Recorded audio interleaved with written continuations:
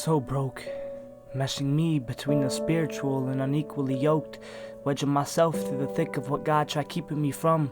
Defenses closed, and it's like these demons are wedging at my undergarments, yanking me by the thorn of lust as torture us to trust and sorcerer us at some moments detrimental to learning love is a form for us to sign a life away in a sudden rush. But I've had enough of morbid sus, nights of oral blasphemous, rejectoral sabotage to my faith just for self-gain, feelings of a must, need to bust for a rush, cause I couldn't trust in a moment of weakness. So now I chase the high of life cause it's my ears that cannot capture it, your voice when it's quiet time from raptured sluts, cause it's me as a man, hormonal for a form of love, even if it's nibbles at the crust, as long as it's providing of, dribbles at the biting of, the bidding of, when I've had enough.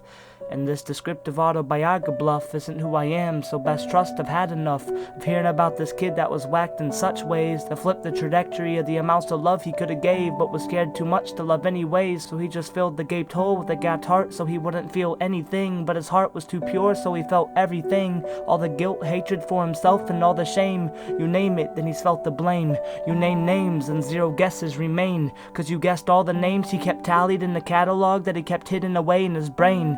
His brain is a stable with a locked cage. Once entered, those things cannot escape. I just face them head on each day, falling a victim to prey. I bow my head not to give myself away, but to pray.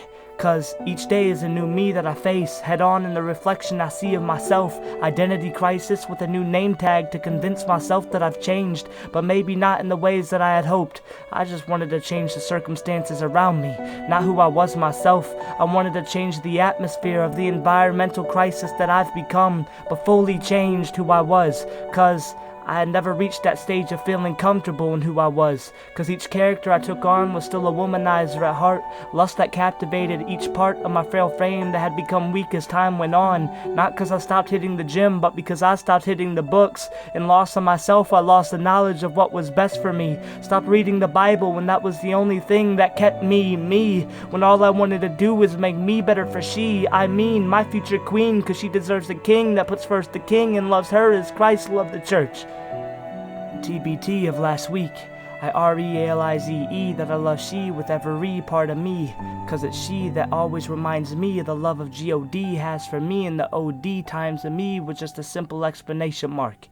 Cause seeing that explanation mark make my cheeks part like the Red Sea. Those things don't even compete with the horizon of the sea. What I mean is the frights and heights of the REDC that seem to triumph parts of me. So thank you G for my future ride or die queen, cause it's she that keeps me headstrong in the ride or die scheme of life, and the ride or die theme of us, you and I.